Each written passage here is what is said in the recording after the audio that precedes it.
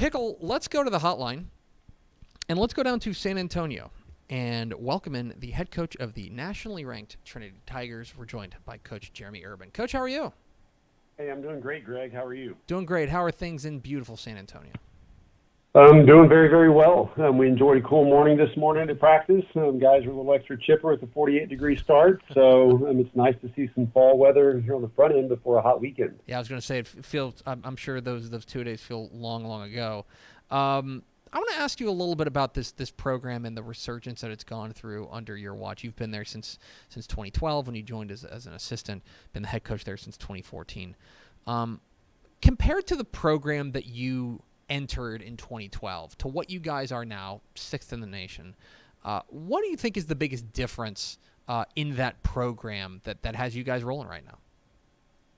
Well, I think at the end of the day, we had to have a recalibration or an adjustment, and a lot of that was just from different leadership. I played for Steve Moore, and Steve gave me a chance to start my coaching career, and I think the absolute world of coach. I don't know if a lot of my accomplishments would have ever had a chance to happen if it weren't for him. But, we're different people. We have different leadership styles. And when it came time for him to move into a new chapter of life, there were a lot of guys on the team who were recruited under a different model with, a different maybe set of expectations than myself. And, Coach was in the building for a couple of years in a different role while I was taking over. And I think that just for a lot of people, there's an adjustment, and I'm just very thankful that the school, allowed us to go through that growth process and kind of, make the team mine, so to speak. There's the old adage of you never want to be the guy after the guy,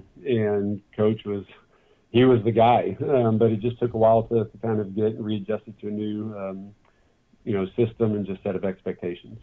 I want to go back to the beginning of the season, Coach, where you guys, nobody can ever accuse you guys of ducking anybody in non-conference play. You guys go to St. John's and lose a heartbreaker in overtime to a really good St. John's squad up there in Minnesota. And then you come home and you don't just beat Mary Hardin-Baylor, the team that's had your number the past couple of years, but you beat them pretty soundly. I'm curious what those first 2 weeks of the season told you about your team. Well, it was really exciting, first of all, to be able to have the honor of playing two renowned programs like that at the front of the year. It's well documented that we have a lot of super seniors who came back and kind of bet on themselves this year, and they're picking up double majors and extra minors and stuff. And it's been really fun for them, and we wanted to make it an exciting year for them, and they earned the opportunity for us to schedule those type of teams.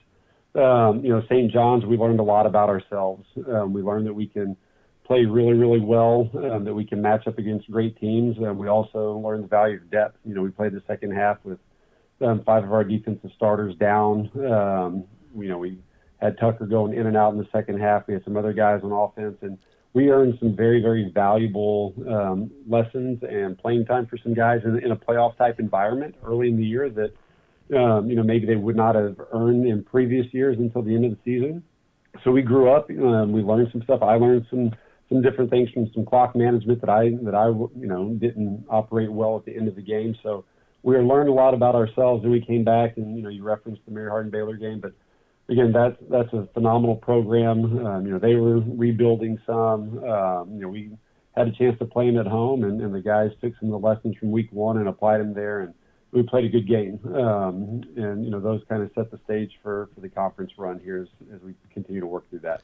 Talking to Jerheme Urban, the head coach of the Trinity University Tigers here on Texas Football Today. Get involved in the conversation at #TF Today.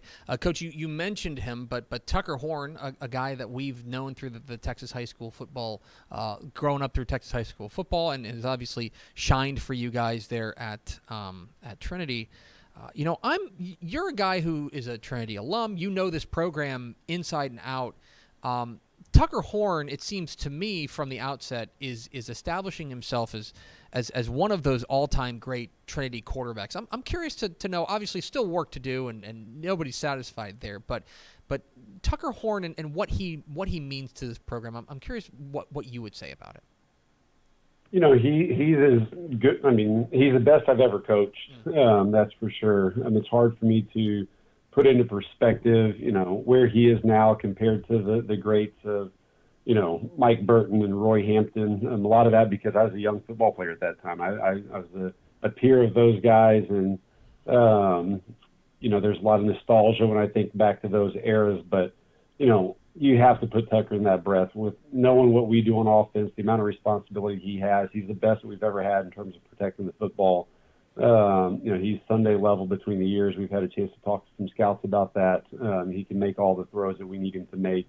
But not just on the field, his toughness, his grit, but that toughness and grit carries over into the locker room and in the weight room. He's one of the hardest working guys in the weight room.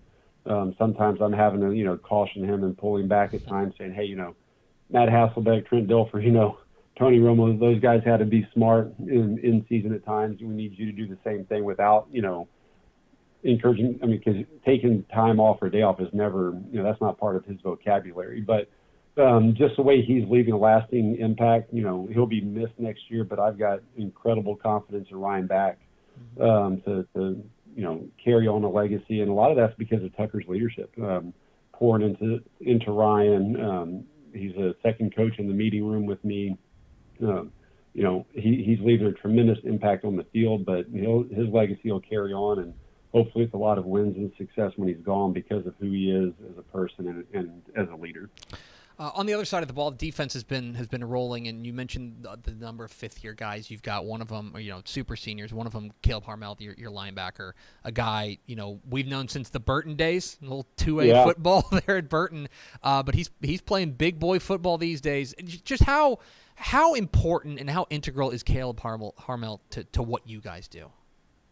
Caleb Harmel makes our defense go. The fact that we can be in base personnel and shift to dime without subbing anyone, and he can man up a slot receiver. He can play Tampa safety for us. He can get in the box and come off the edge. His versatility is second to none. There's a reason he's been a multi-year All-American and why he should repeat that this year.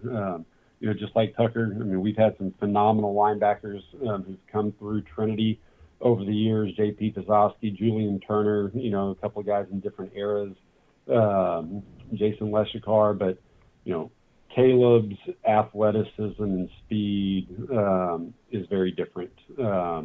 He's a true sideline-to-sideline guy. Again, when some scouts came in the other day, they were definitely asking about him for a reason as well.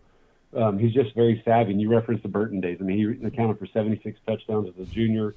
He came to camp for us as a quarterback. We recruited him as an athlete and told him in December that he's going to be an All-American linebacker if he bought into it.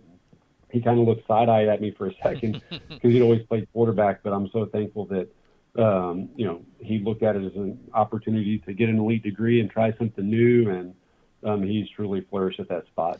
Jerheme Urban of Trinity University, Tigers, joined us here at Texas Football Today. Coach, you guys are coming off your open date. I know coaches don't like off date or bye week. It's open date. And you guys have you guys are 4-0 there in conference play in the Southern Athletic Association. And one could say that you've gone through the dirty part of the conference, right? Birmingham Southern, Rhodes. You guys get a big win at Barry, and then you guys come home and beat Center before your open date. How do you keep your guys focused on the task at hand, especially coming up this week against Southwestern, a team that, probably a little better than their record indicates, and we know is good enough to beat you if you come out flat? How do you keep your guys focused? Well, thankfully, you can turn on the TV every Saturday and watch, Power 5 football. You can watch NFL football on Sundays, and everyone comes out of those weekends thinking, how did that team lose, right? There's a reason people hang their hat on, that's why you play the game type of comments.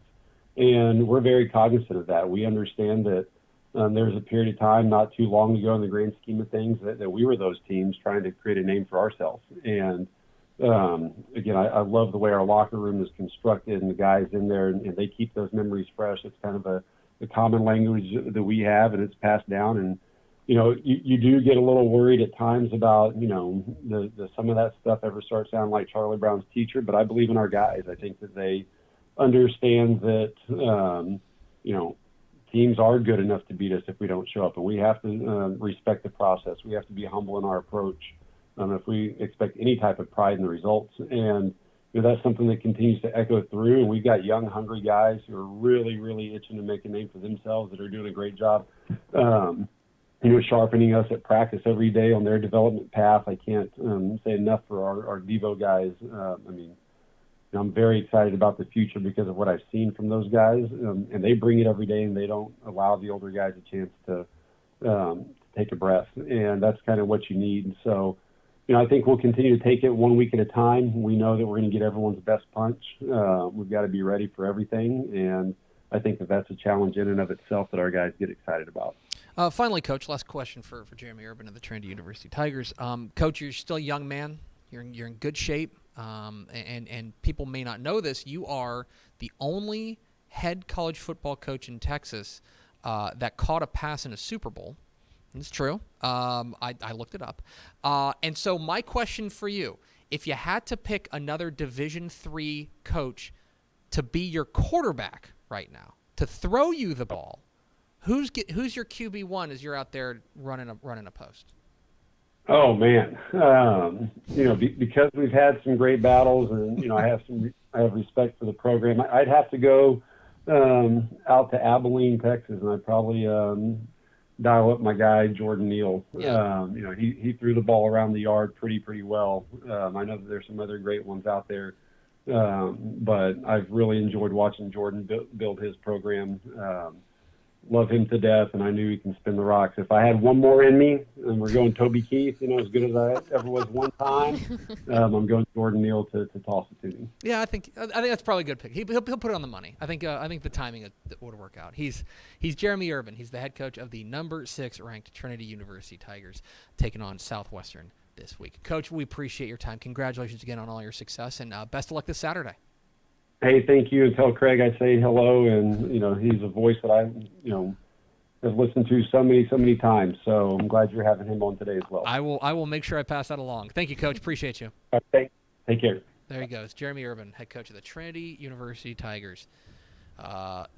We talk about national contenders, right? We talk about teams that can win national titles. Mm-hmm. We think the University of Texas is still in that mix, right? I think Angelo is probably the best team in the Lone Star Conference, although I think that's a tough road to climb there in Division II. Mm-hmm. Trinity's got to be right up there. Yeah. They are cooking. And he's being modest, and I know what he's saying. I tried to frame that question about their schedule in a certain way because so they've already beaten Birmingham, Barry on the road at Barry. Mm-hmm. Center, Rhodes, and Birmingham Southern. Those are, in my view, and I would be interested in hearing Corey Hogue's view on this, our non-FBS insider. The meat and potatoes. Those are the chief challengers to them. Mm-hmm. So now they get Southwestern, Millsaps, Sewanee, and Hendricks to close the year. It would be a stumble at this point for them. Yes. It would take them. So they're cooking, and they ran a gauntlet, and to come out 5-1 and 6th in the nation, and like I mentioned, they're playing good ball right now. And Tucker Horn's the real deal. Pride Graham, they got a bunch of. If you are a high school football fan, then Trinity is littered with guys who you're like, oh man, I remember how awesome he was in high school. And they're a fun team to watch. Big game this week against Southwestern, which also has a ton of great players from the high school days. So make sure you lock into that. We appreciate the head coach at Trinity, Jerheme Urban, and he caught a touchdown. He caught a pass in Super Bowl 20. No, hold on. Super Bowl 48. Yeah, Steelers Cardinals. He's playing for the Cardinals. That rules. Playing for the Cardinals. Not many people can say that. An 18-yard pass from Kurt Warner. How about that? There you go. Anyway, we appreciate Coach Jerheme Urban's time. Hey, thanks for watching this clip here on YouTube. If you like this kind of stuff and you want more of it, make sure you subscribe to our YouTube channel. And remember, you can watch us live every weekday at noon at TexasFootball.com, Facebook, Twitch, or here on YouTube. And if you want more of the best coverage of football in the state of Texas, check out TexasFootball.com and become a Dave Campbell's Texas Football Insider at TexasFootball.com/subscribe.